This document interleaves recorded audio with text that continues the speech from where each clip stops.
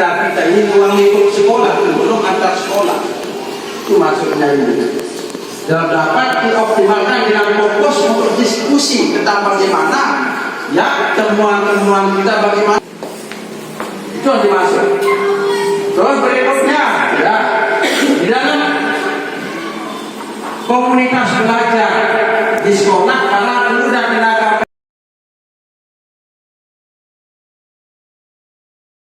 multimodal dalam penguatan lingkungan belajar. Next lagi. Coba kita lihat Bapak Ibu gambar yang ada di sini. Menurut Ibu Bapak, jika kelas kondisinya seperti gambar berikut, peserta didik akan bagaimana? Senang ya? Rame ya? Oke, next. Dapat menumbuhkan minat baca? Kurang ya dalam serataannya. Oke, kita lanjut. Next. Kaya akan teks. Apa yang dimaksud dengan lingkungan kaya teks? Di sini lingkungan kaya teks itu dimaknai sebagai lingkungan di mana anak-anak berinteraksi dengan berbagai bentuk bahan cetak, termasuk tanda-tanda, sudut belajar yang berlabel, cerita dinding, pajangan teks, mural berlabel, papan buletin, grafik dan kesan dan keterampilan literasi. Next. Nah, bagaimana cara kita membangun lingkungan teks multimodal untuk menumbuhkan minat baca? Mari kita lihat. Nah, di sini ada secara sudut baca, pojok baca, perpustakaan kelas. Ya, isi raknya berisi buku cetak, daftar laman, buku konteks dan sebagainya yang bisa dilihat di sana ya. Kemudian ada pojok baca. Mungkin ini tidak asing bagi kita ya, sudah mengenal mengenai pojok baca, perpustakaan sekolah dan lingkungan sekolah. Mungkin kalau di lingkungan sekolah ini, itu rasa kalau ini sudah kita terapkan ya Bapak Ibu di lingkungan sekolah ini, ya kita sudah punya mading di sana. Kemudian petunjuk arah, poster, ya.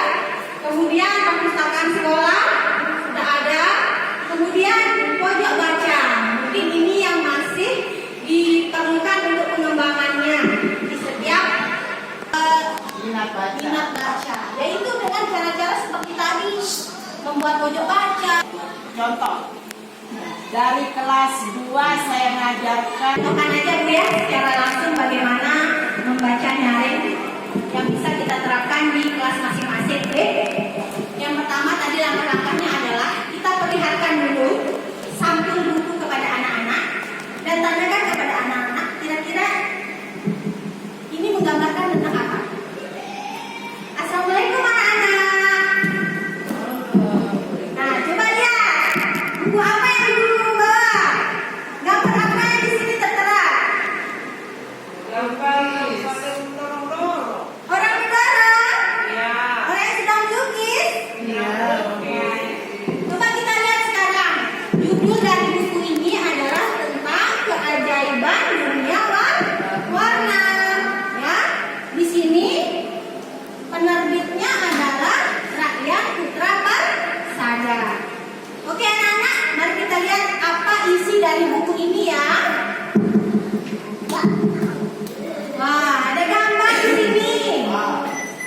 Alangkah menakjubkan ya dunia kita. Beraneka macam warna membuatnya indah. Tak bisa dipungkiri, warna berperan penting dalam beradaban manusia. Bayangkan bagaimana kalau kita hidup dalam dunia tanpa warna. Apa yang akan terjadi anak-anak? Ya. Jika tidak ada warna, maka kita tidak bisa menikmati keindahan dunia ciptaan Tuhan. Ya, kurang lebih seperti itu. Kemudian kita cari di sini kata-kata yang mungkin kata-kata sulit dan tidak dimengerti, kita bahas. Oke. Kemudian kita mengajukan pertanyaan pemantik. Kira-kira siapa tokohnya? Ya. Apa alur ceritanya? Apa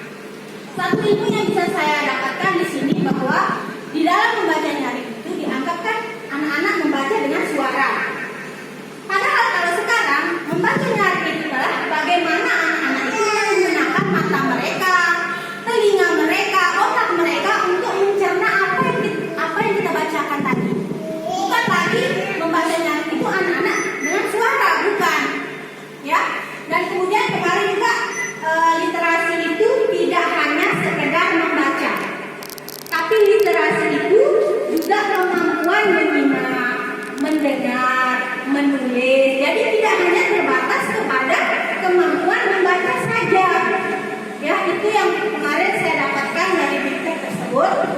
Kemudian mungkin langkah-langkahnya yaitu salah satunya dengan kita menggunakan. Nah, satu lagi tadi juga ada membaca bersama sebenarnya Bapak Ibu ya. Membaca bersama itu seperti misalnya kita membaca sebuah cerita ya. Kemudian kita meminta anak-anak juga untuk mengulangi mungkin kata kita tadi itu membaca bersama.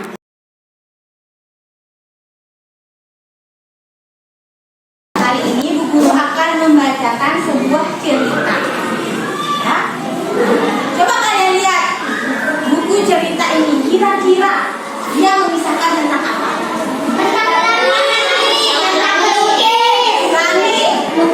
Lukis, ada yang lain?